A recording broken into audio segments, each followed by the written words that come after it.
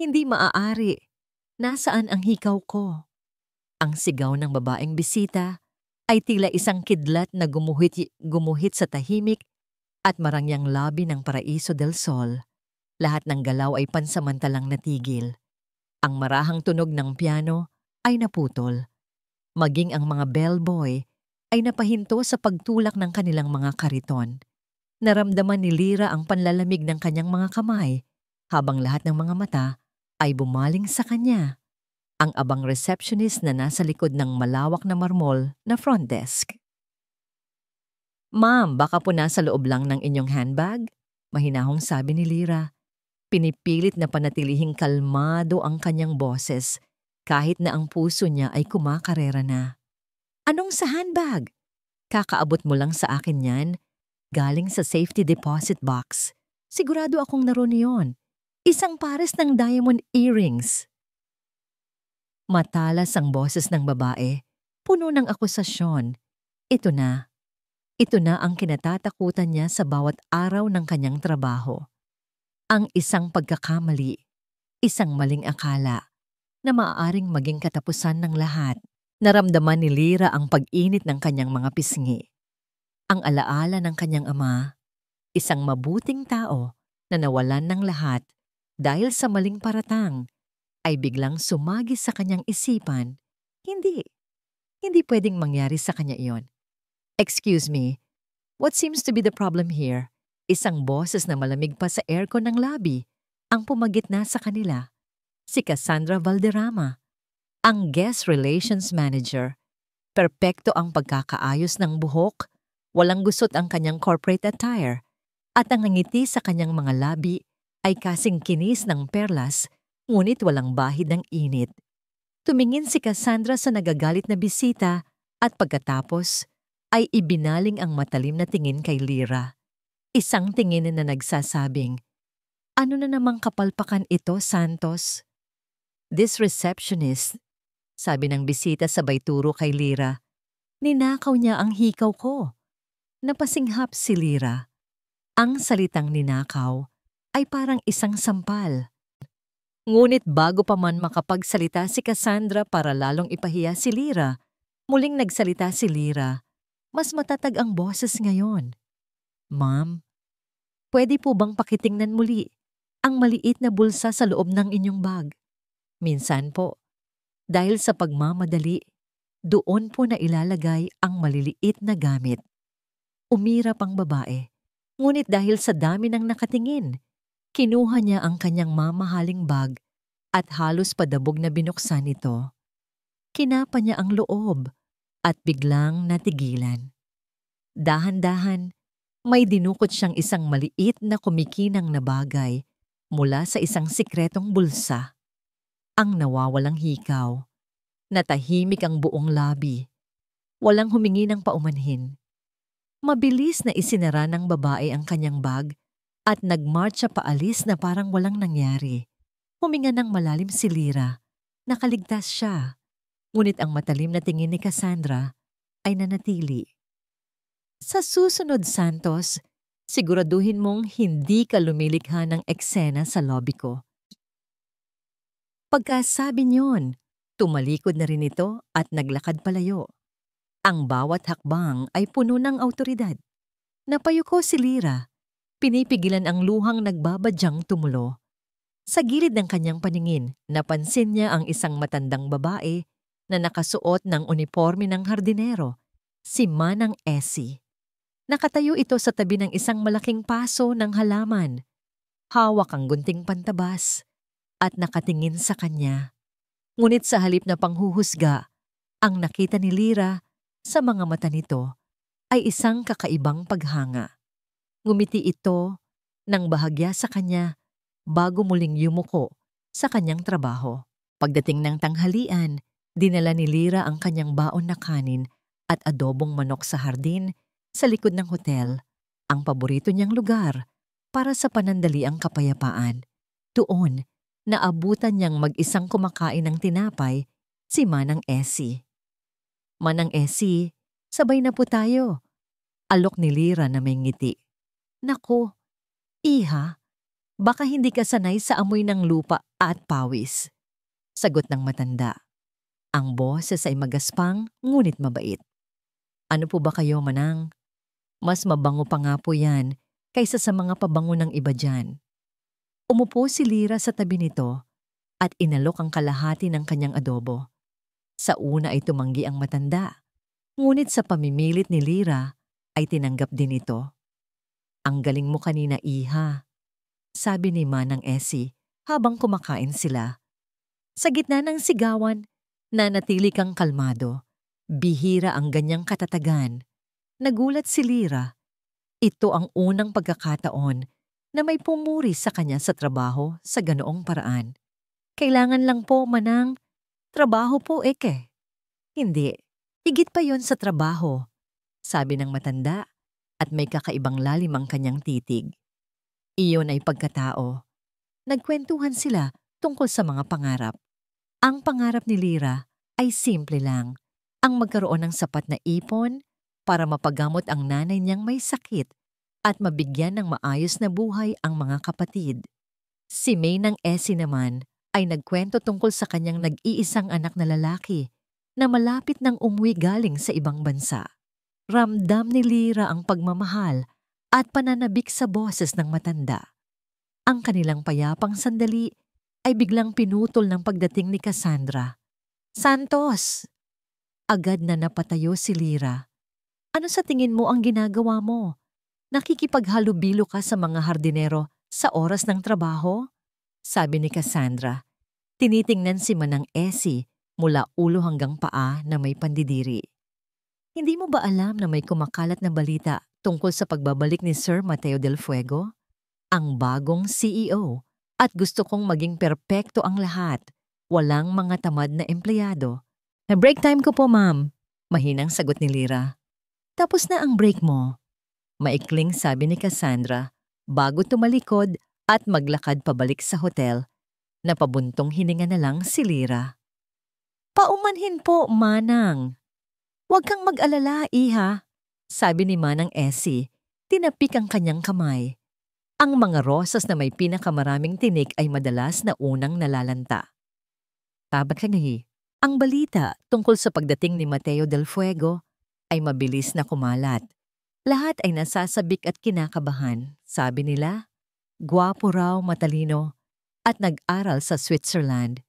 Para kay Lira, nangangahulugan lamang iyon ng mas matinding pressure. Isang bagong amo na kailangang mapahanga.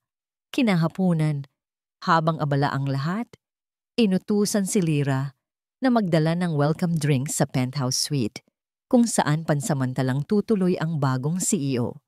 Nanginginig ang kanyang mga kamay habang maingat niyang binuhat ang silver tray na may lamang 2 baso ng fresh mango juice. Habang naglalakad siya sa pasilyo, paulit-ulit niyang sinasabi sa sarili na huwag magkamali. Pagliko niya sa isang kanto, hindi niya namalayan na may isang taong mabilis na naglalakad mula sa kabilang direksyon. Bigla, nagkabanggaan sila. Narinig ni Lira ang malakas na kalansing ng nabasag na babasagin at naramdaman ang malamig na katas ng mangga na tumapon sa kanyang uniforme. Lahat ng kanyang pinag-iingatan ay nawasak sa isang iglap. Naku, sorry, halos sabay nilang sabi. Nahihiyang napayuko si Lira upang pulutin ang mga bubog. Hindi magkanda-ugaga sa paghingi ng tawad. Sorry po, sir. Kasalanan ko po. Hindi po ako tumitingin sa dinadaanan ko. Miss, ako ang dapat humingi ng tawad. Okay ka lang ba? Nang marinig niya ang malumanay at malalim na boses na yon, dahan-dahan siyang nag-angat ng tingin. Ang kanyang mga mata ay sinalubong ng isang pares ng mga matang hindi niya malilimutan. Mga matang nababagay sa isang CEO. Seryoso, ngunit may bahid ng pag-aalala. Nakatayo sa harap niya ang isang matangkad na lalaki, nakasuot ng isang mamahaling suit na bahagyang nabasa ng mango juice. Siya na nga, walang duda. Si Mateo del Fuego, at ang unang impresyon niya kay Lira ay isang sakuna. Ang mga mata nila ay nagkatitigan sa gitna ng nagkalat na bubog at natapong inumin. Hindi alam ni Lyra kung ano ang gagawin. Ang alam niya lang, sa sandaling iyon, ang mundo niya ay muling huminto. Pagod. Iyon ang unang naramdaman ni Mateo del Fuego sa kanyang pagbabalik sa Pilipinas. Pagod mula sa mahabang biyahe at pagod na agad mula sa bigat ng responsibilidad na nakaatang sa kanyang mga balikat. Ang Paraiso del Sol ay hindi lang isang negosyo. Ito ang legasya ng kanyang pamilya. At ngayon, nasa kanya na ang korona. At sa unang minuto niya sa pasilyo ng hotel, isang sakuna agad ang sumalubong sa kanya. "Miss, ako ang dapat humingi ng tawad. Okay ka lang ba?" Tanong niya. Ang kanyang boses ay mas kalmado kaysa sa nararamdaman niya. Nakayuko pa rin ang babae, abala sa pagpulot ng mga bubog. Ang uniforme nitong kulay krema ay may malaking mantsa na ng orange. Ang buhok nitong itim at makintab ay bahagyang nagulo. At mula sa kanyang kinatatayuan, nakita ni Mateo ang marahang panginginig ng mga balikat nito. "Sorry po, sir. Kasalanan ko po." Paulit-ulit nitong sabi. Ang boses ay puno ng hindi maipaliwanag na takot. Hindi niya alam kung bakit. Ngunit sa halip na mainis, nakaramdam siya ng awa. Nakita niya ang sinseridad sa pagkataranta nito. "It's just juice. Huwag mo nang pulutin yan. Baka masugatan ka pa." Akmang hahawakan niya ito sa braso para patigilin nang biglang may dumating. "Sir Mateo, welcome back." Si Cassandra Valderrama. Agad niya itong nakilala mula sa mga litratong ipinadala ng kanyang ina. Perpekto, mula sa ayos ng buhok hanggang sa dulo ng kanyang stiletto. Ngunit ang nangiti nito, para kay Mateo, ay tila ensayado. "I'm so sorry for this mess. Housekeeping, clean this up now." Utos ni Cassandra sa kawalan, bago bumaling kay Lyra na may matalim na tingin. "At ikaw, bumalik ka na sa front desk. You've caused enough trouble." Ngunit hindi kumilos si Mateo. Sa halip lumuhod siya at sinimulang tulungan si Lyra sa pagpulot ng malalaking piraso ng bubog. "Sir!" Gulat na sabi ni Lyra. "Sabi ko nang ako ang may kasalanan." Mariing sabi ni Mateo, hindi nakatingin kay Cassandra. Nagkasabay ang kanilang mga kamay sa pag-abot sa iisang piraso ng bubog. Naramdaman ni Mateo ang lambot ng balat nito, kasabay ng kuryenteng gumapang sa kanyang braso. Mabilis na binawi ni Lyra ang kanyang kamay, na parabang napaso.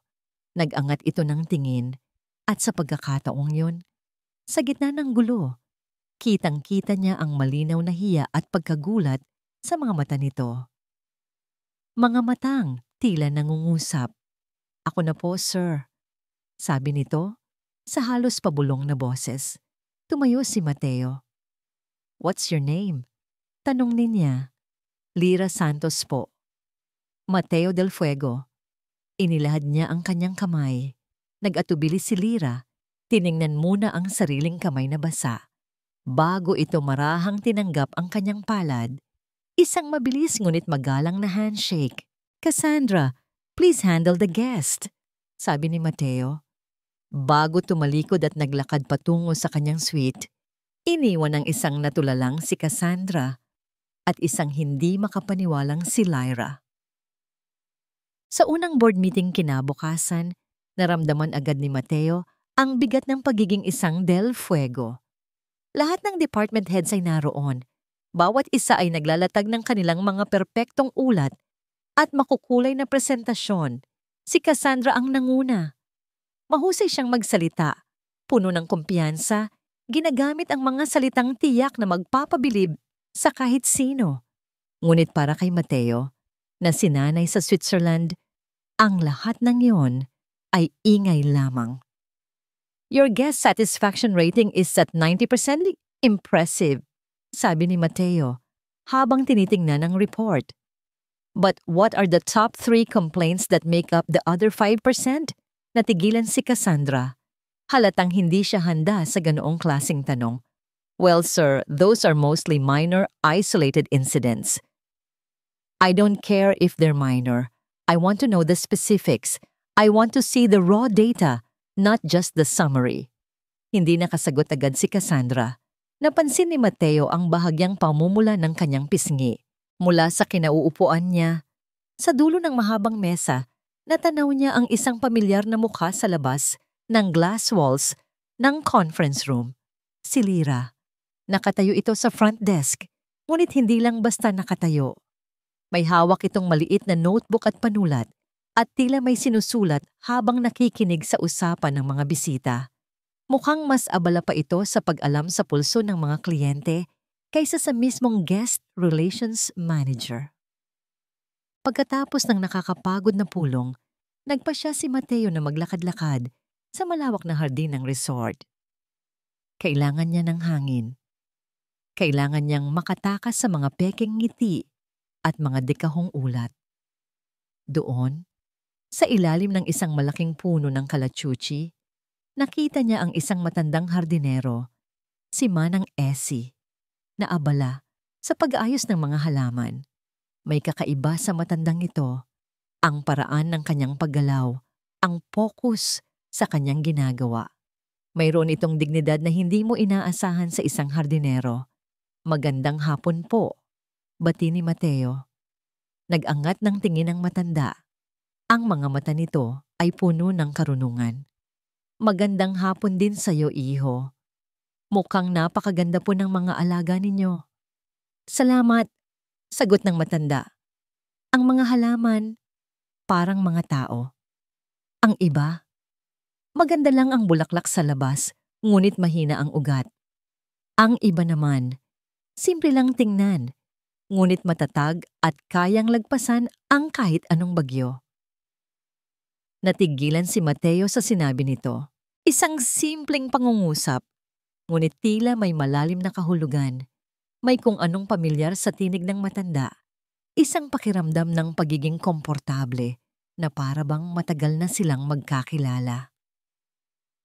Salamat po sa paalala, Manang, sabi ni Mateo na may ngiti. Walang anuman, sir, sabi nito. At sa unang pagkakataon, ginamit nito ang salitang sir. Kinagabihan, habang pinipirmahan ni Mateo ang mga dokumento sa kanyang opisina, pumasok si Cassandra ng walang katok. Sir Mateo, I was thinking, since it's your first week back, perhaps you'd like to have a private dinner with me? I can tour you around the best spots in Palawan tomorrow. Alok nito, ang boses ay malambing. Tiningnan siya ni Mateo mula sa ibabaw ng kanyang mga papeles. Nakita niya ang pag-asa sa mga mata nito. Nakita niya ang plano. Thank you for the offer, Cassandra.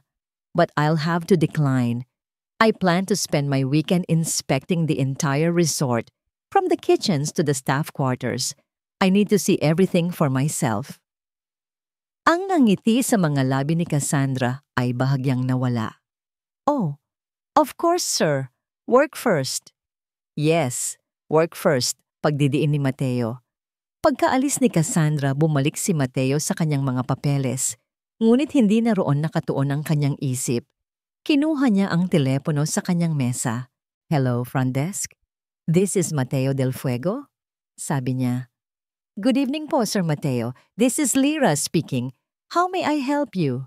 Ang boses nito, mahinahon at profesional. Lyra, sabi niya, pumunta ka sa opisina ko. Ngayon na. Kailangan ko ng isang detalyadong ulat tungkol sa lahat ng reklamo ng mga bisita sa nakalipas na 6 na buwan. I want the unfiltered version. Narinig niya ang bahagyang pag-aatubili sa kabilang linya. Pero sir, bago pa man makatapos si Lyra, bumukas ang pinto ng opisina ni Mateo. Pumasok si Cassandra at ang pekeng ng ngiti nito ay bumalik na.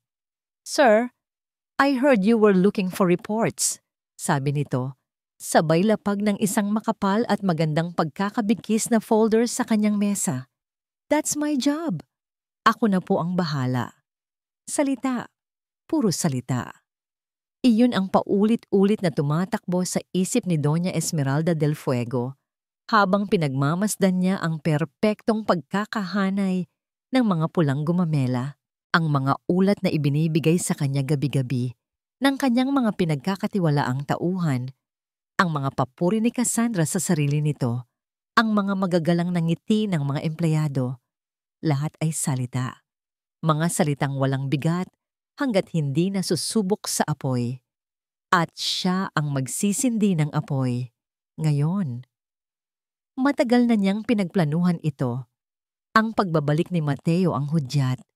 Kailangan niyang makita, hindi lang marinig, kung sino sa dalawang babae ang may pusong karapat-dapat para sa kanyang nag-iisang tagapagmana. Si Cassandra Valderrama, maganda, matalino, ambisyosa. Isang perpektong reyna sa paningin ng mundo. Pero nakikita ni Esmeralda ang anino sa likod ng mga ngiti nito. Ang lamig sa paraan ng pakikitungo nito sa mga taong sa tingin niya ay mas mababa sa kanya. At si Lyra Santos, simple, tahimik, ngunit may kakaibang tatag. Nakita niya ito sa paraan ng pagharap nito sa aroganteng bisita. Nakita niya ito sa sinseridad ng ngiti nito nang ibahagi nito ang kanyang baong adobo. Ngunit ang kabaitan sa isang kapwa-empleyado ay iba sa kabaitan sa isang taong walang maibabalik sa'yo. Tumingin si Esmeralda sa salamin sa maliit na banyo ng staff. Ang babaeng nakatingin sa kanya ay si Manang Essie. Kulubot ang mga kamay, may mantsa ng lupa sa ilalim ng mga kuko. Amoy araw ang damit. Ito ang perpektong balat kayo. Isang taong hindi papansinin. Isang taong madaling husgahan. Bago lumabas, sinadya niyang hindi magsuklay. Ginulo niya ng bahagya ang kanyang buhok at pinunasan ng noo ng basang lupa. Sa huling pagkakataon, sumulyap siya sa itaas, sa balkonahe ng opisina ng CEO. Nakatayo roon si Mateo, nakatanaw sa karagatan. Malalim ang iniisip. Perpekto. Ang hari ay nasa kanyang trono, handa ng manood ng dula. Dahan-dahan siyang naglakad palabas ng hardin, papasok sa nagyayelong lamig ng labi. Ang bawat hakbang niya ay may kasamang bigat.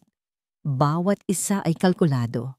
Pinili niya ang gitna ng lobby, kung saan nagniningning ang malaking chandelier, at kung saan abala si Lyra sa front desk habang papalapit naman si Cassandra mula sa kabilang direksyon. Huminga siya ng malalim. Oras na. Una, ang pag-ubo. Isang mahina, halos hindi marinig na ubo.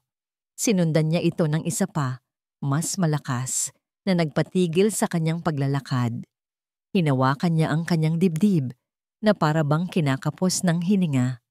Nagsimula ng lumingon ang ilang mga bisita.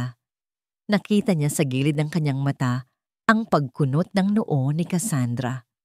Si Lyra naman ay nag-angat ng tingin mula sa kanyang computer, may bahid ng pag-aalala. Iyon na ang kailangan niyang makita. Ibinigay niya ang lahat ng kanyang lakas sa huling pag-arte. Umikot ang kanyang paningin o pilit niyang inikot. Ginamit niya ang bigat ng kanyang katawan at bumagsak sa malamig. Makintab na sahig na marmol. Isang malakas na blag. Agad na nagkaroon ng kaguluhan, mga sigawan, mga bulungan, ang tunog ng mga sapatos na papalapit. Mula sa kanyang bahagyang nakabukas na mga mata, nakita ni Esmeralda ang isang eksenang hindi malilimutan. Anong tinitingin-tingin ninyo dyan? Ang boses ni Cassandra, matinis at walang pasensya. Hindi ito para sa kanya kundi para sa mga usyoserong nakapaligid. Security! Alisin niyo ang matandang to. Nagkakalat ng dumi sa labi ko at nakakahiya sa mga bisita. Hindi man lang ito lumapit. Ang tanging nakita ni Esmeralda ay ang dulo ng mamahalin nitong sapatos. Ilang talampakan ang layo sa kanya na para bang natatakot na madumihan. Gaya ng inaasahan, sabi ni Esmeralda sa kanyang sarili. Ang hatol ay mabilis at malamig. Ngunit bigla, isang anino ang mabilis na gumalaw mula sa front desk. Manang, Manang Essie, ayos lang po kayo? Ang boses ni Lyra, puno ng hindi mapagkunwaring pag-aalala. Naramdaman ni Esmeralda ang malambot na kamay nito sa kanyang balikat. Sinusubukang iangat siya. Manang, naririnig niyo po ba ako? Naramdaman niya ang pagsuporta ng mga braso ni Lyra sa kanyang likod. Nakita niya ang mukha nitong malapit sa kanya. Ang mga mata nito ay sumisigaw ng takot at awa para sa kanya. Isang hamak na hardinero. Ma'am Cassandra, kailangan po natin siyang dalhin sa klinik. Sabi ni Lyra, ang boses ay nanginginig. At sino ang magbabantay sa front desk? Santos, iyan ang trabaho ng security. Hindi mo trabaho yan, dombayo yan. Ngunit hindi nakinig si Lyra. Gamit ang sariling panyo mula sa bulsa. Maingat nitong pinunasan ang pawis at dumi sa noo ni Esmeralda. Huwag po kayong mag-alala, Manang. Tutulungan ko po kayo. Sa mga sandaling iyon, habang nakasubsob ang kanyang mukha sa balikat ng dalaga, sinigurado ni Esmeralda na sumulyap muli sa itaas. Naroon pa rin si Mateo. Hindi na sa karagatan nakatingin, kundi sa ibaba. Sa kanila. Ang kanyang mukha ay seryoso, bawat galaw nila ay kanyang tinitimbang. Ang dula ay naging matagumpay. Sa tulong ng isang bellboy na tinawag ni Lyra, dinala siya sa maliit na staff lounge. Si Lyra mismo ang kumuha ng isang basong tubig para sa kanya. Hindi ito umalis sa tabi niya hanggang sa masigurong maayos na ang kanyang pakiramdam. Salamat, Iha, sabi ni Esmeralda. Ginagampanan ang papel ng isang mahina at nagpapasalamat na matanda. Utang ko sa iyo ang buhay ko. Naku, Manang, ano po ba? Kahit sino naman po gagawin yon. Ngumiti si Lyra, isang nangiting nagpagaan sa buong silid. Ngunit alam ni Esmeralda na hindi iyon totoo. Hindi lahat ay gagawin iyon.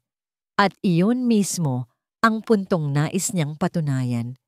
Nang makaalis na si Lyra para bumalik sa kanyang pwesto, dahan-dahang umupo ng tuwid si Esmeralda. Ang panghihina sa kanyang katawan ay biglang naglaho.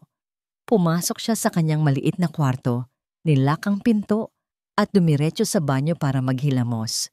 Habang tinitingnan niya ang kanyang refleksyon sa salamin, ang mukha ni Manang Essie ay unti-unting nawala at napalitan ng mukha ni Doña Esmeralda del Fuego.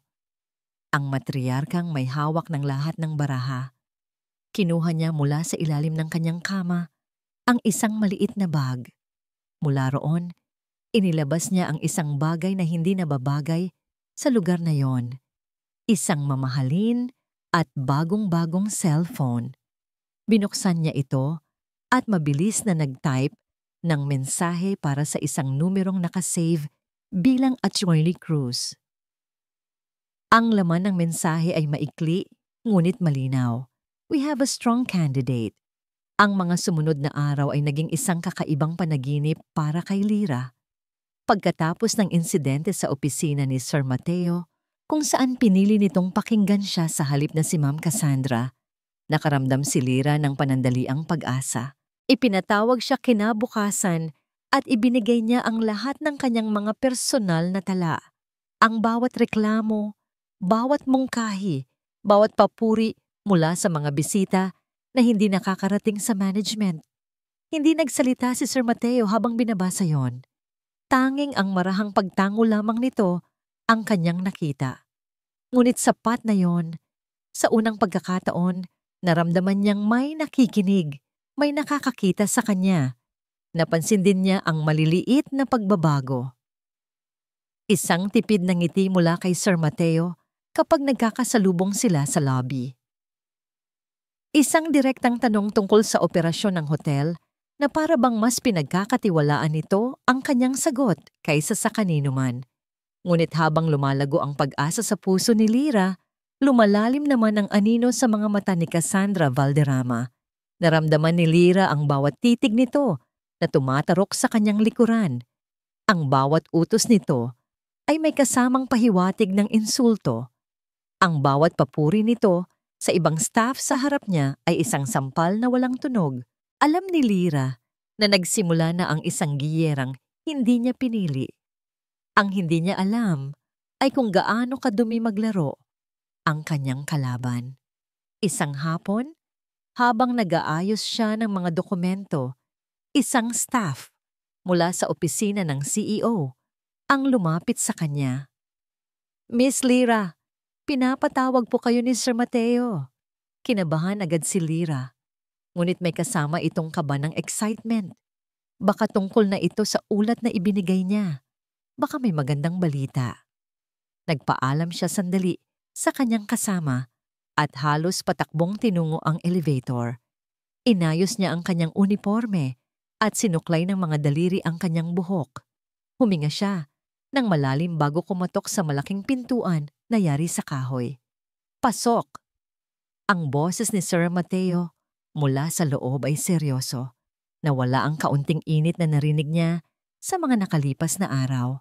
Pagpasok ni Lyra, naabutan niya itong nakatayo malapit sa bintana, nakatalikod sa kanya, nakatingin sa malawak na karagatan. Dahan-dahan itong humarap at ang mukha nito ay hindi mabasa. Sir, bati ni Lyra. Umupo ka, Lyra, sabi nito. Itinuturo ang silya sa harap ng kanyang malaking mesa.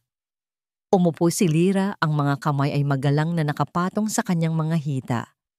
Ang katahimikan sa loob ng opisina ay nakakabingi. Tanging ang tunog lamang ng aircon ang kanyang naririnig. Kumusta ang iyong pamilya? Biglang tanong ni Mateo. Nagulat si Lyra sa tanong. Mamaayos naman po, sir. Maganda yan, sabi nito. Ngunit ang kanyang mga mata ay tila lumalagpas sa kanya, abot sa kung saang malayong lugar. May mga pangarap ka ba, Lyra? Mga ambisyon dito sa Paraiso del Sol? Lalong naguluhan si Lyra. Ang gusto ko lang po ay gawin ng maayos ang trabaho ko, sir, at makatulong sa pamilya ko. Tumango si Mateo, na para bang yun mismo ang sagot na inaasahan niya. Lumakad ito patungo sa kanyang mesa at may kinuha. Isang piraso ng papel na nakatupi, isang mamahaling stationery paper na may amoy ng banayad na pabango. May gusto ka bang sabihin sa akin, Lyra? Tanong nito. Ang boses ay mas seryoso ngayon. Isang bagay na, personal? Po, wala po, sir. Mabilis niyang sagot. Ang puso niya ay nagsimula ng bumilis ang tibok. Hindi niya maintindihan kung saan patungo ang usapang ito. Inilahad ni Mateo ang papel sa ibabaw ng mesa. Sigurado ka? Dahan-dahang inabot ni Lyra ang liham. Ang kanyang mga mata ay nanlaki habang binabasa ang mga nakasulat dito. Ang mga salita ay tila mga ahas na gumapang sa kanyang balat.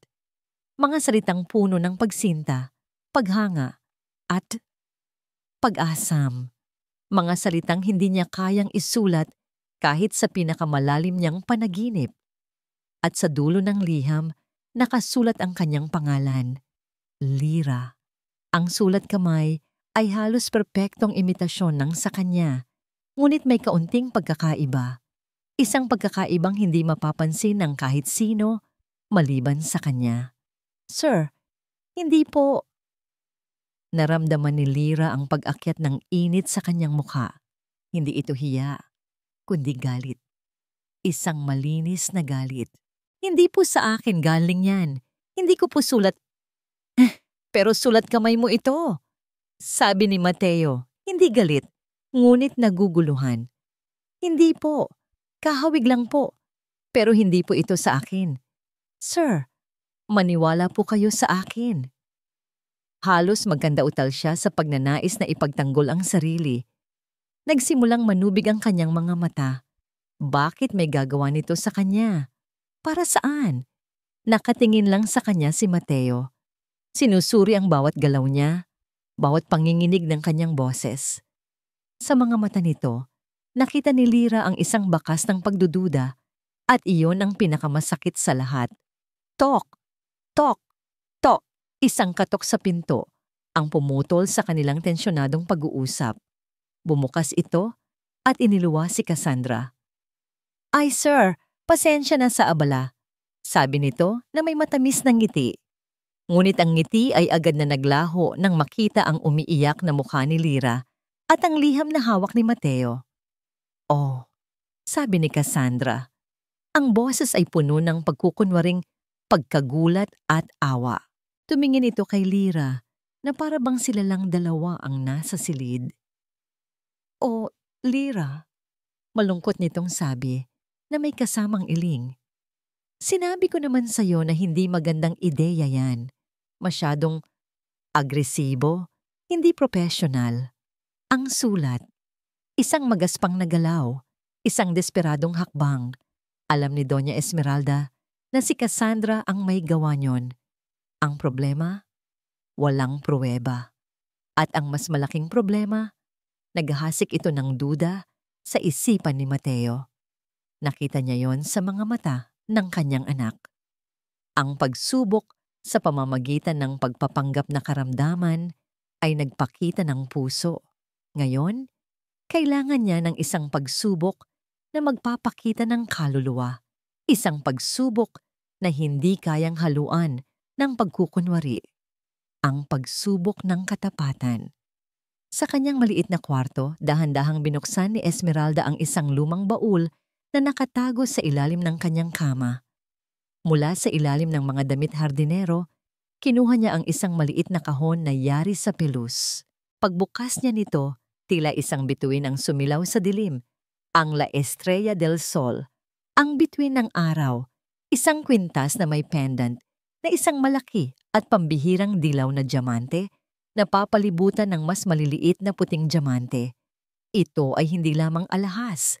Ito ang kasaysayan ng pamilyang Del Fuego.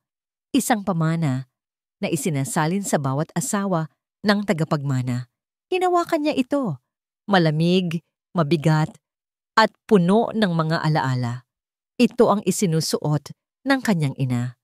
At ito ang isinuot niya noong kanyang kabataan. Ito ang simbolo ng kanilang kapangyarihan at integridad. At ito ang gagamitin niyang panukat sa babaeng maaaring humawak nito balang araw. Isinilid niya ang kwintas sa bulsa ng kanyang pantalon, hindi sa bulsa ng kanyang blusa kung saan madali itong makikita. Sa bulsa ng pantalon kung saan kailangan ng isang aksidente, isang kalkuladong aksidente para ito ay mahulog. Lumabas siya sa kanyang kwarto. Ang kanyang puso ay kalmado. Ang kanyang isip ay matalas. Ito na ang huling pagsubok. Pagkatapos nito, tapos na ang laro. Naglakad siya patungo sa lobby. Ang kanyang mga mata ay nakatuon lamang sa isang lugar, ang front desk. Naroon si Lyra, abala sa pag-aasikaso sa isang pamilya ng mga banyagang turista. Mag-isa lamang ito. Perpekto. Nagsimula siyang maglakad sa direksyon ni Lyra na para bang may kukunin lamang sa kabilang dulo ng lobby.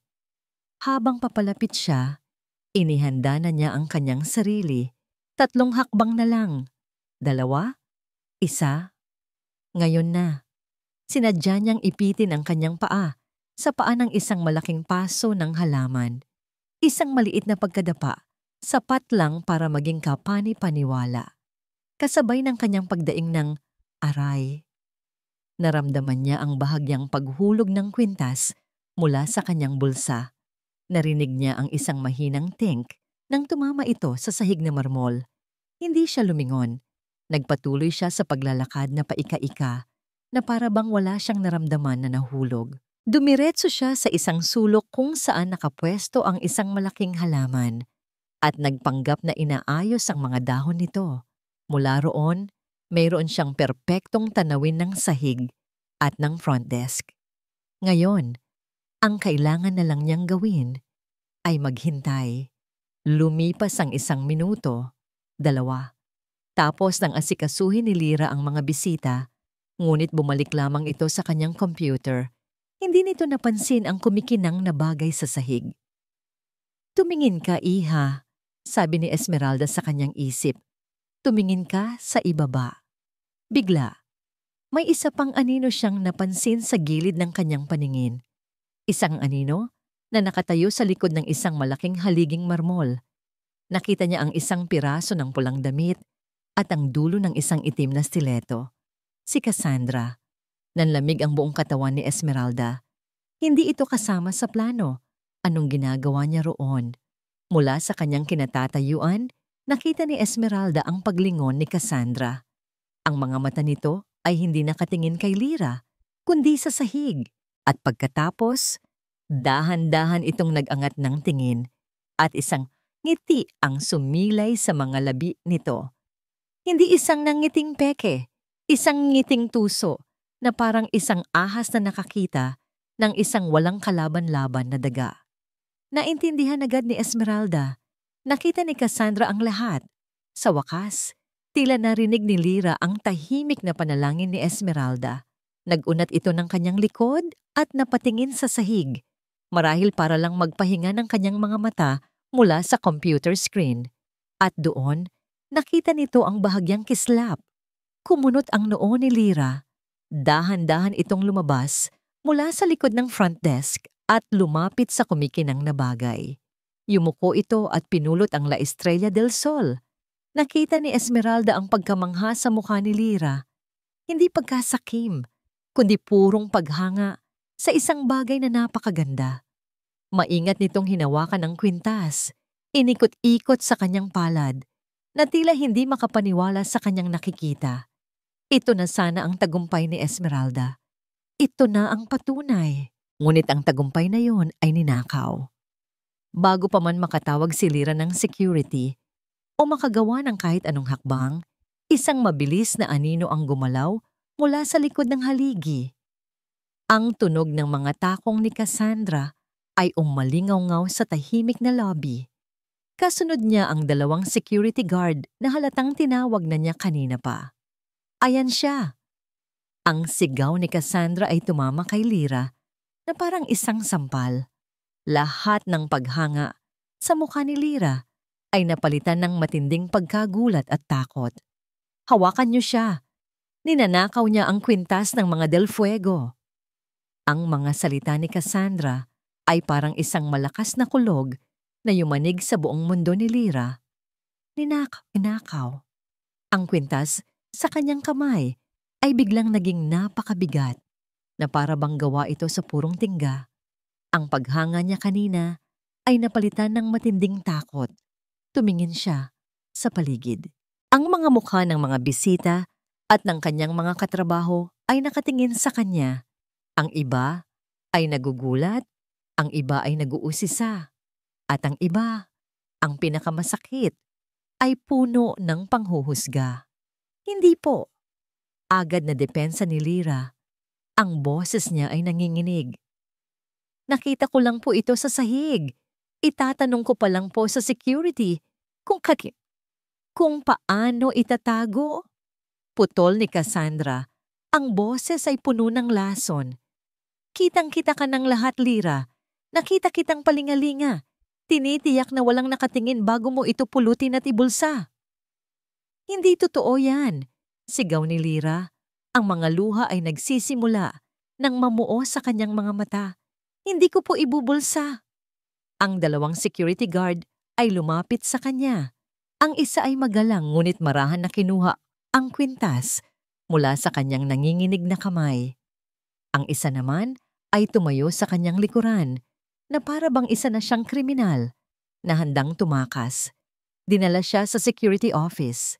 Ang bawat hakbang sa lobby ay isang uri ng torture. Ang bawat bulungan ay parang isang karayom na tumutusok sa kanyang puso. Ang mga katrabaho na dati niyang binabati araw-araw ay umiiwas ang tingin. Ang pamilyar na lobby ng Paraiso del Sol ay biglang naging isang dayuhang lugar, isang korte, kung saan siya na ang nasasakdal at nahatulan. Ang security office ay maliit, malamig, at walang bintana. Pinaupo siya sa isang upuang metal. Sa harap niya ay isang mesa at sa kabila nito ay si Cassandra na ngayon ay nakaupo na parang isang reyna sa kanyang trono at ang head of security. Ilang sandali pa, bumukas ang pinto. Pumasok si Mateo. Nang makita siya ni Lyra, Isang maliit na pag-asa ang sumibol sa kanyang dibdib. Siya ang makikinig. Sir Mateo, mabuti po at dumating kayo. Hindi po totoo ang mga paratang nila. Napulot ko lang po talaga. Manahimik ka, Santos, malamig na sabi ni Cassandra. Mayroon tayong ebidensya. Tumingin si Mateo kay Cassandra. Pagkatapos ay kay Lyra. Ang mukha nito ay seryoso. Walang emosyon. What evidence? Itinuro ni Cassandra ang isang monitor sa sulok. Ang CCTV footage. Pinindot ng head of security ang isang button at lumabas sa screen ang isang video. Napanood ni Lyra ang kanyang sarili. Napanood niya kung paano niya napansin ang kwintas, kung paano siya lumapit, at kung paano niya ito pinulot. Ngunit ang video ay tila pinutol at pinabagal sa ilang mga parte. Ang simpleng paglingon niya sa paligid ay naging isang kahina-hinalang pagmamanman. Ang paghawak niya sa kwintas ay naging parang pag-aari ng isang magnanakaw. Ang video, na dapat sanang magpakita ng katotohanan, ay naging isang kasinungalingan. As you can see, Sir Mateo, sabi ni Cassandra, she checked her surroundings first. Kung malinis ang kanyang intensyon, dapat ay tumawag agad siya ng security. Pero hindi, hinawakan niya ito, tinitimbang. Naghihintay ng pagkakataong itago. Hindi! Pagtanggi ni Lyra, tumayo siya sa kanyang upuan. Wala pa pong 1 minuto nang pulutin ko yan. Hindi niyo lang po pinakita ang buong Lyra, sabi ni Mateo. Ang pagtawag nito sa kanyang pangalan ay pumutol sa lahat ng kanyang sasabihin. Ito ang unang pagkakataon na narinig niya itong ganito kalamig. Company protocol dictates that any employee accused of theft with initial evidence must be placed under immediate preventive suspension pending a full investigation. Parang isang balding puno ng yelo ang ibinuhos sa kanya. Suspension?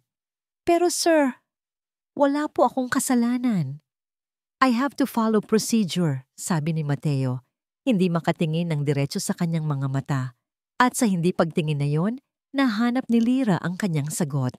Hindi ito naniniwala sa kanya. You may go home for now. We will contact you. Tapos na ang usapan. Isang guard ang sumama sa kanya papunta sa staff locker para kunin ang kanyang mga gamit. Pagkatapos, sinamahan siya hanggang sa gate ng Paraiso del Sol. Walang lingon-lingon, walang paalam. Itinapon siya palabas na parang isang basahan. Ang paglalakad, pauwi sa kanyang maliit na inuupahang kwarto, ay ang pinakamahabang paglalakad sa kanyang buhay. Bawat taong nakakasalubong niya ay tila alam ang kanyang kahihiyan. Bawat tunog ng sasakyan ay parang isang sigaw ng panghuhusga. Pagdating niya sa kanyang kwarto, isinara niya ang pinto at sumandal dito. Doon, sa katahimikan ng kanyang maliit na espasyo, bumigay na siya. Ang mga luhang kanina pa niya pinipigilan ay bumuhos na parang isang sirang dam. Napaupo siya sa sahig, niyakap ang kanyang mga tuhod at umiyak ng umiyak. Iyak ng galit, iyak ng pagkadismaya, iyak ng kawalan ng pag-asa. Ang mukha ng kanyang yumaong ama ang pumasok sa kanyang isipan. Isang matapat na manager ng hotel na pinagbintangan ng pandaraya ng kanyang sariling business partner. Naalala niya ang gabi kung kailan sinabi ng kanyang ama, "Anak, ang pinakamahalaga sa isang tao ay ang kanyang pangalan at dangal. Kapag nawala yon, nawala na ang lahat. Nawala ang lahat sa kanyang ama. At ngayon, nawawala na rin ang lahat sa kanya." Ang kasaysayan ay umuulit sa pinakamalupit na paraan. Napatigil lamang siya sa pag-iyak nang may marinig siyang 3 sunod-sunod na katok sa kanyang pinto. Nagtataka siyang tumayo. Sino ang bibisita sa kanya? Pinunasan niya ang kanyang mga luha at dahan-dahang binuksan ang pinto. Isang delivery man ang nakatayo roon, may hawak na isang brown na envelope. "Para kay Miss Lyra Santos po." Kinuha niya ito At nang makita niya ang logo sa kaliwang sulok ng sobre, nanlamig ang kanyang buong katawan. Ito ay ang logo ng Paraiso del Sol. Nanginginig ang kanyang mga kamay habang binubuksan niya ang sulat. Hindi ito galing sa HR. Ito ay galing sa legal department ng resort. Ang mga salita ay formal, malamig, at walang awa. Failure to return the item. Considering this a formal criminal complaint, legal action will be pursued to the fullest extent of the law. Gabi, ang opisina ni Mateo ay nababalot ng katahimikan. Isang katahimikang mas maingay pa kaysa sa sigawan kanina. Sa ibabaw ng kanyang mesa ay nakalatag ang kopya ng sulat na ipinadala ng legal department kay Lyra. Ang bawat salita ay tila isang martilyo na pumupukpok sa kanyang konsensya. Criminal complaint. Fullest extent of the law. Protocol. Bulong niya sa sarili. Isang salitang walang puso. Isang salitang ginamit niya para itago ang sarili niyang pag-aalinlangan. Paulit-ulit na bumabalik sa kanyang isipan ang eksena sa security office, ang mapanlait na ngiti ni Cassandra, ang pinutol na CCTV footage, at higit sa lahat, ang mga mata ni Lyra, mga matang puno ng pagkalito, sakit, at isang desperadong pagsamo na paniwalaan siya. Hindi siya naniwala. O mas tamang sabihin, hindi niya piniling maniwala. Tumayo siya at lumakad patungo sa bintana, kaparehong bintana, kung saan siya nakatayo, nang tawagin niya si Lyra tungkol sa pekeng sulat pag-ibig. Mali ba siya noon? At mali na naman ba siya ngayon? Hindi. Hindi pwedeng maging ganito kadaling maniwala na ang isang babaeng nag-alala para sa isang hamak na hardinero at nagbahagi ng sariling pananghalian ay isa ring magnanakaw. Mayroong mali. Mayroong kulang sa kwento. At kung hindi ilalabas ng protokol ang katotohanan, siya mismo ang hahanap nito. Isinuot niya ang kanyang coat at mabilis na lumabas ng opisina. Dumiretso siya sa security control room.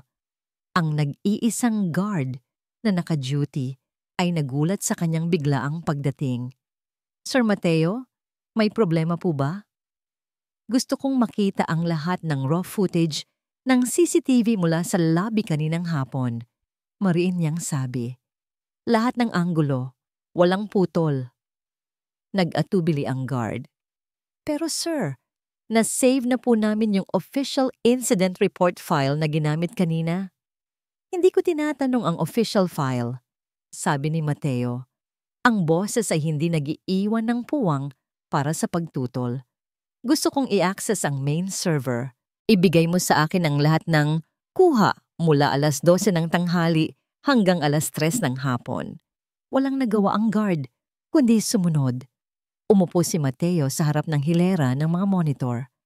Ang pakiramdam ay para siyang naghahanap ng isang karayom sa gitna ng dayami, ngunit kailangan niya itong gawin. Una niyang pinanood ang official footage na ipinakita ni Cassandra. Maikli, direkta, at kapani-paniwala kung yun lang ang titingnan mo. Pagkatapos, sinimulan niya ang totoong trabaho. Isa-isa niyang pinanood ang mga kuha mula sa iba't pa ibang kamera. Ang kamera mula sa itaas. Ang kamera mula sa gilid ng entrance. Ang kamera na nakatago sa isang halaman. Paulit-ulit. Rewind, play, rewind, play. Nakita niya ang pagkadapa ni Manang Essie. Mula sa isang anggulo, mukha itong aksidente. Ngunit mula sa camera 7 na nakatutok sa gilid, may kakaiba. Tila sinadya, ngunit hindi iyon ang kanyang hinahanap. Itinuon niya ang kanyang pansin sa mga sandali. Bago at pagkatapos, pulutin ni Lyra ang kwintas. Halos 1 oras na siyang nakatitig sa mga screen nang may isang bagay na pumukaw sa kanyang atensyon. Isang kislap, hindi sa sahig, kundi sa isang makintab na haliging marmol. Nag-zoom in siya, rewind, Play! Mas malinaw ngayon. Ito ay ang anino at ang bahagyang refleksyon ng isang taong nakatayo sa likod ng haligi. Nakatayo roon bago pa man madapa si Manang SC. Nakatayo roon, nagmamasid, naghihintay. At sa refleksyon, kitang-kita niya ang dulo ng isang pamilyar na pulang damit. Ang damit na suot ni Cassandra kaninang umaga. Nanlamig ang kanyang mga kamay. Nandoon na si Cassandra, nagtatago. Naghihintay ng perpektong tiyempo. Hindi ito pagnanakaw, isa itong patibong. Dala ang bigat ng kanyang natuklasan, naglakad-lakad si Mateo sa hardin para magpalamig ng ulo. Hating gabi na, ngunit ang kanyang isip ay gising na gising. Ang galit ay nagsisimulang umakyat sa kanyang dibdib. Galit kay Cassandra at galit sa kanyang sarili. Sa ilalim ng puno ng kalachuchi, nakita niya ang isang pamilyar na anyo. Si Manang Esi. Dinidiligan ang mga halaman kahit sa ganoong oras ng gabi. Hindi pa po kayo natutulog, Manang? Tanong ni Mateo. Lumingon ang matanda at sa ilaw ng buwan, nakita ni Mateo ang lungkot sa mga mata nito. Paano ako makakatulog, iho? Dahil sa aking katangahan, isang inosenteng bata ang napahamak. Natigilan si Mateo. Alam ba nito? Hindi niyo po kasalanan, Manang. Kasalanan ko, sabi nito. Ang boses ay puno ng pagsisisi. Hindi ko dapat hinayaang mahulog ang isang bagay na ganoon kahalaga. Tumingin ito ng diretso sa mga mata ni Mateo. Pero minsan, ang mga aksidente ay naglalabas ng tunay na kulay ng mga tao. Iyong iba, nagpapakita ng kabutihan. Iyong iba naman, nagpapakita ng desperasyon. Desperasyon? Ulit ni Mateo. Kapag ang isang tao ay desperado, iho, kahit ang pagiging santo ay kayang isuko para lang sa pera. Para mailigtas ang isang bagay na mas mahalaga pa sa dangal. Isang ideya ang biglang pumasok sa isip ni Mateo. Isang piraso ng puzzle na hindi niya naisip kanina. Manang, may itatanong po ako sa inyo, sabi ni Mateo. Tingnan niyo po ang sitwasyon ng pamilya Valderrama. Pagkasabi niyon, tumalikod na ang matanda at naglakad palayo sa dilim. Iniwan si Mateo na may bagong tanong at isang nakakakilabot na hinala. Bumalik siya sa kanyang opisina. Hindi na siya nag-aksaya ng panahon. Kinuha niya ang kanyang cellphone at tinawagan ng isang numero. Paolo? Mateo to. Gising ka pa ba? Para sa'yo, pre. Laging gising. Sagot ng kaibigan niyang investment banker sa kabilang linya. May ipapakiusap sana ako. Isang malaking pabor. Kailangan kong malaman ang lahat tungkol sa Valderrama Industries. Ang totoong financial status nila. As discreetly as possible. Kailangan ko ang sagot bukas na bukas. Kinabukasan habang sinusubukan niyang magtrabaho, hindi mapakali si Mateo. Bawat minuto ay parang isang oras. Bawat tunog ng telepono ay nagpapakaba sa kanya. Bandang hapon, tumunog ang kanyang cellphone. Si Paulo. Mateo, nakuha ko na yung info.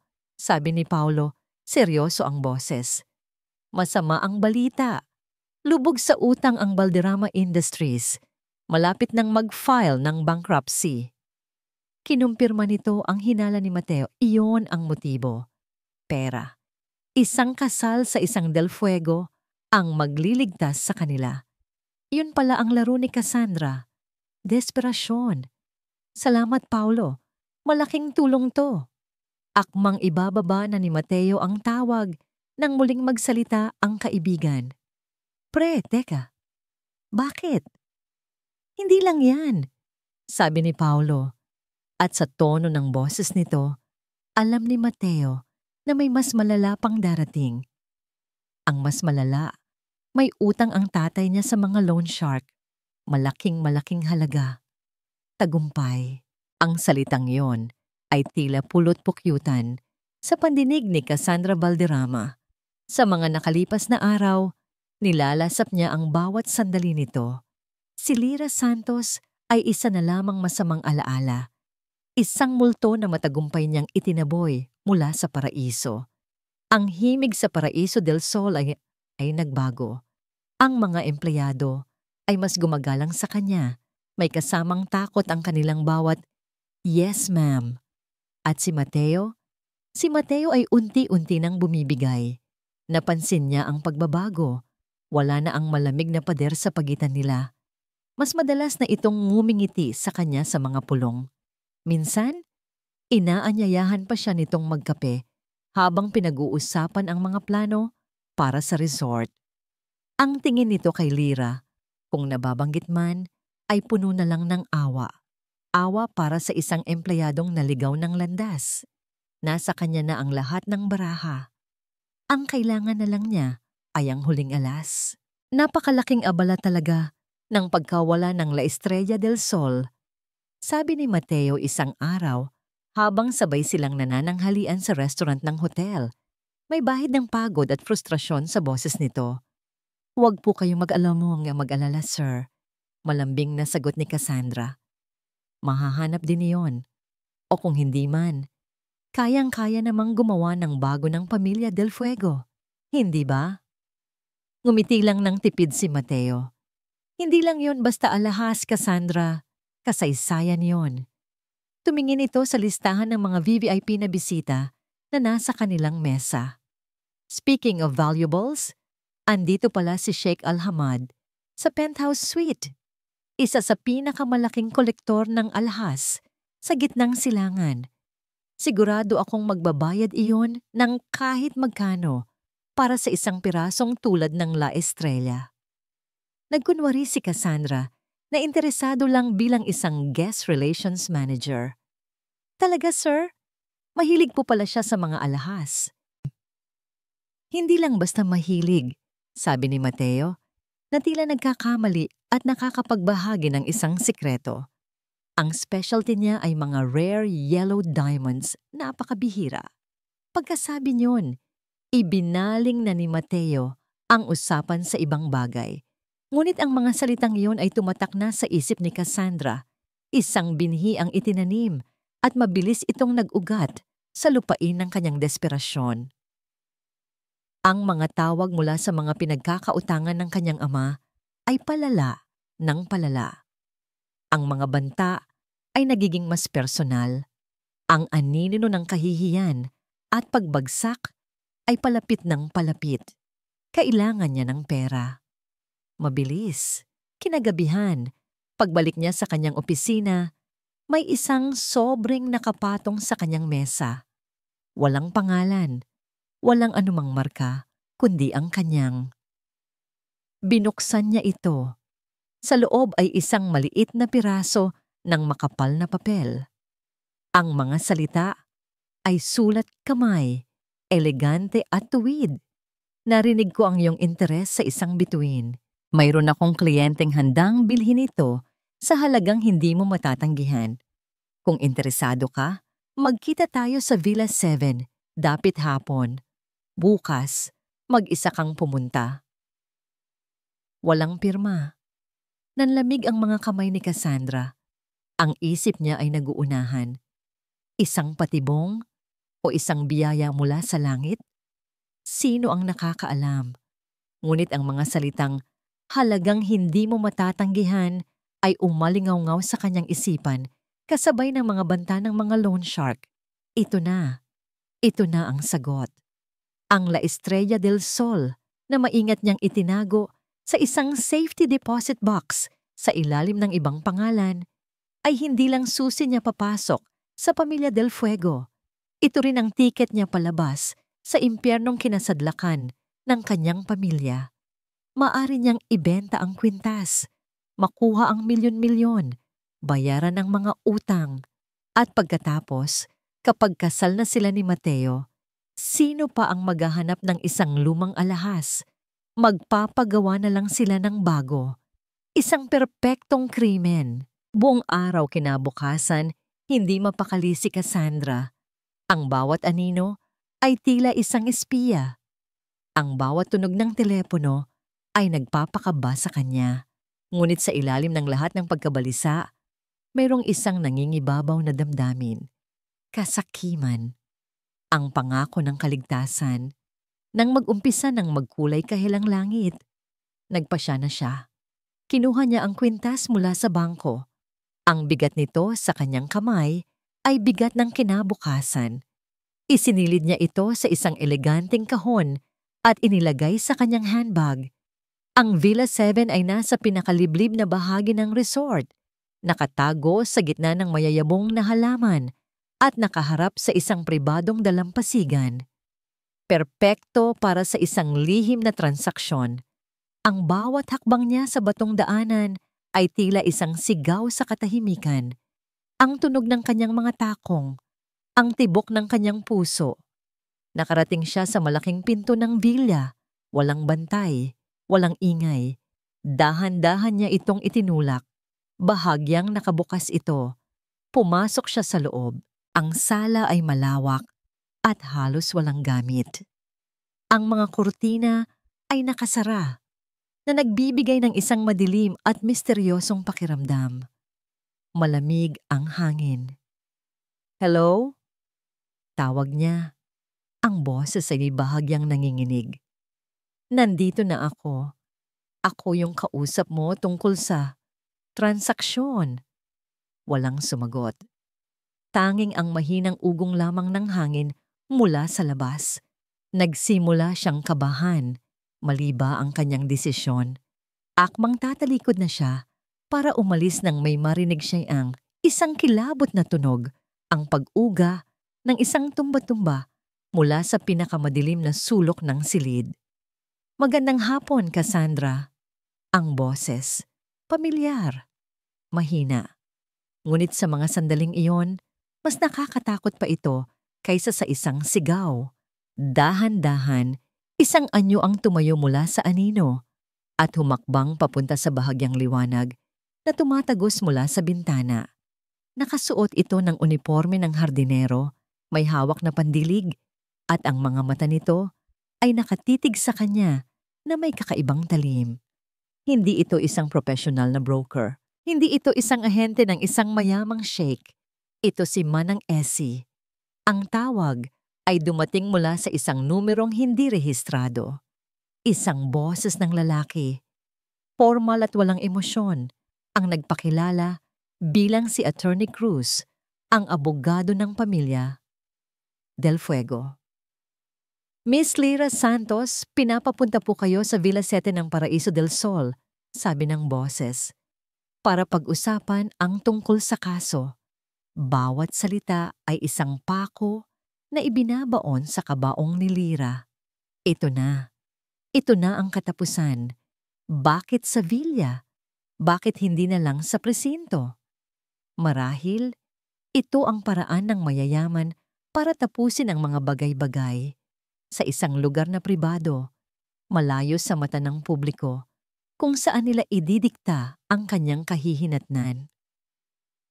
Nanginginig ang buong katawan niya habang naglalakbay siya patungo sa resort. Ang bawat metro na nilalakad niya ay parang isang hakbang patungo sa kanyang selda. Nang marating niya ang Villa 7, ang pinto ay bahagyang nakabukas. Kumatok siya, ngunit walang sumagot. Sa huli, nanginginig ang kamay na itinulak niya ito. Ang kanyang inaasahan ay isang silid na puno ng mga abogado at security guard. Ang kanyang inaasahan ay ang malamig na mukha ni Mateo del Fuego. Ngunit ang bumungad sa kanya ay isang eksenang hindi niya kailanman maiisip. Sa gitna ng malawak at madilim na sala, nakatayo si Cassandra Valderrama. Ang mukha ay puno ng galit at pagkalito. At ang kaharap nito, si Manang Essie. "Anong karapatan mong kausapin ako ng ganyan?" Sigaw ni Cassandra. Ang boses ay matinis sa pagkainis. "Isa ka lang hamak na hardinero. Paano ka nakapasok dito? At paano mo nalaman ang tungkol sa transaksyon?" Nakatayo lang si Manang Essie, kalmado, hawak ang isang pandilig. Ang pananamit nito ay pareho pa rin. Simpleng uniforme, maruming mga kamay, ngunit may kakaiba sa tindig nito ngayon. May bigat, may awtoridad. Ang dangal ay wala sa suot na damit, Cassandra. Nasa gawa. Mahinahong sagot ng matanda. Wala akong pakialam sa dangal. Sigaw ni Cassandra. Umalis ka dito kung ayaw mong ipakaladkad kita palabas. Sa mga sandaling iyon, bumukas ng malakas ang pinto. Napalingon silang lahat. Si Mateo. At sa likod niya, 2 security guard. Nanlamig ang puso ni Lyra. Para sa akin sila. Ngunit hindi siya tiningnan ni Mateo. Ang mga mata nito ay nakatuon lamang kay Cassandra. At sa mga matang yon, nakita ni Lyra ang isang damdaming hindi pa niya nakikita dati. Galit at pagkadismaya. Sa tingin ko, may kailangan kang makita, Cassandra. Sabi ni Mateo. Ang boses ay malamig.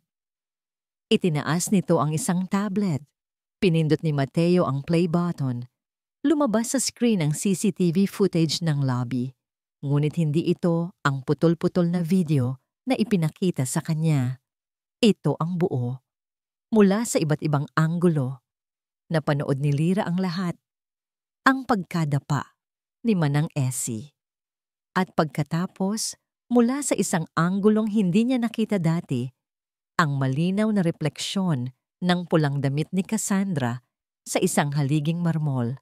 Ang anino nito na nagtatago, naghihintay. Isang anino lang yan, peke yan, depensa ni Cassandra. Ngunit ang kanyang boses ay basag na.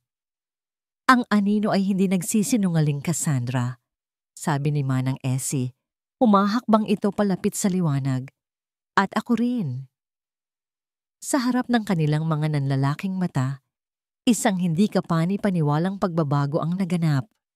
Dahan-dahan, itinaas ni Manang Essie ang kanyang mga kamay, hindi para manlaban, kundi para tanggalin ang luma at maruming sombrero na nagtatago sa kanyang mukha. Kasabay ng pagtanggal nito, dahan-dahan din siyang tumuwid ng tayo. Ang dating bahagyang kuba na hardinero ay biglang naging isang babaeng matikas at puno ng kapangyarihan. Ang dating simple at malabong mga mata ay biglang nagkaroon ng talim at talino ng isang reyna. Si Lyra ay napasinghap. Ang kanyang bibig ay bahagyang bumuka sa pagkabigla. Ang lahat ng mga alaala, ang pag-aalala nito sa labi, ang pagbabahagi nila ng adobo, ang mga payo nito sa hardin, ay bumalik sa kanya na parang isang malakas na alon. Cassandra, sabi ni Mateo, ang boses ay puno ng bigat. Nais kong formal na ipakilala sa iyo ang aking ina, si Doña Esmeralda del Fuego. Ang pangalan ay parang isang bomba na sumabog sa loob ng villa. Si Cassandra ay napaatras. Ang kulay sa kanyang mukha ay biglang nawala. Hindi maari. At kung hindi pa sapat ang video, sabi ni Doña Esmeralda, at sa unang pagkakataon, narinig ni Lyra ang tunay nitong boses, hindi magaspang, kundi makapangyarihan at malinaw. Kumuha ito ng isang cellphone mula sa kanyang bulsa. Marahil ay sapat na ang record ng iyong pakikipag-usap sa aking ahente. Pinindot niya ang play. Ang boses ni Cassandra ang umalingaw-ngaw sa silid. Puno ng kasakiman. Tinatalakay ang presyo ng La Estrella del Sol. Iyon na ang huling dagok.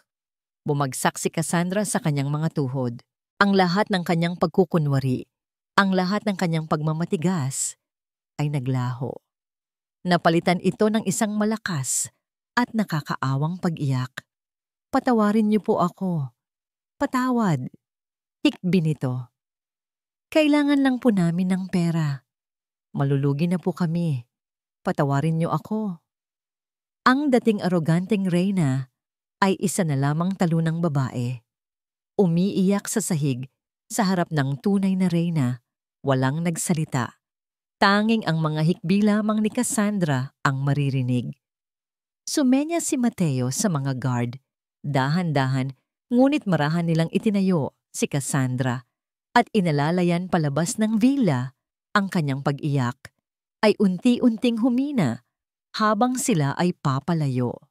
Naiwan sa silid ang isang nakakabinging katahimikan, si Lyra, si Mateo, at ang babaeng hindi niya malaman kung paano tatawagin.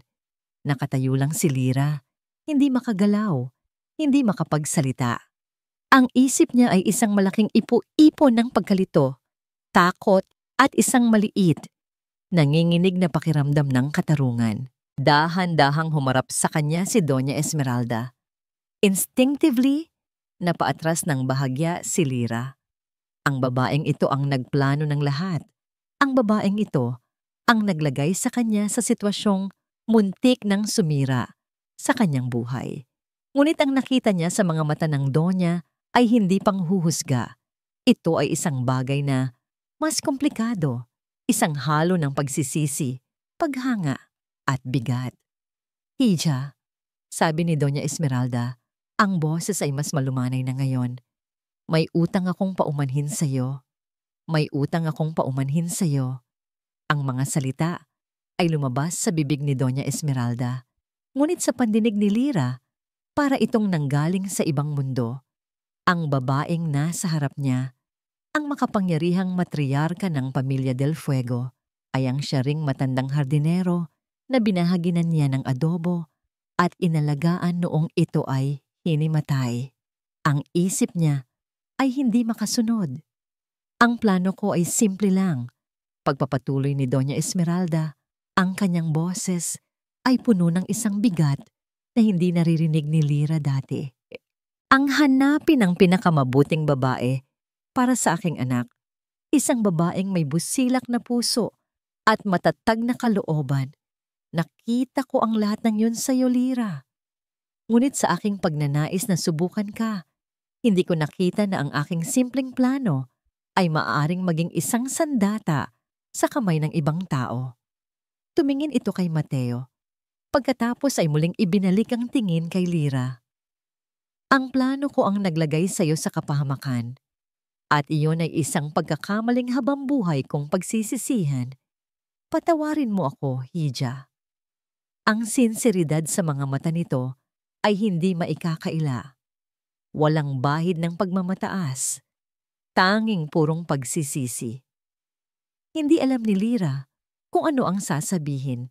Tumango na lang siya, isang maliit na galaw na puno ng 1,000 emosyon. Hindi sapat ang paumanhin, sabi ni Mateo, humahakbang palapit sa kanila. Tumingin ito kay Lyra, ang kanyang mga mata ay puno ng pag-aalala at pagsuyo. Lyra, sa ngalan ng Paraiso del Sol at sa ngalan ng aking pamilya, opisyal kitang hinihingan ng tawad. Kinabukasan, ang pagbabalik ni Lyra sa Paraiso del Sol ay ibang-iba sa kanyang pag-alis. Isang memo ang ipinadala sa lahat ng empleyado. Nililinaw ang buong pangyayari at formal na nililinis ang kanyang pangalan.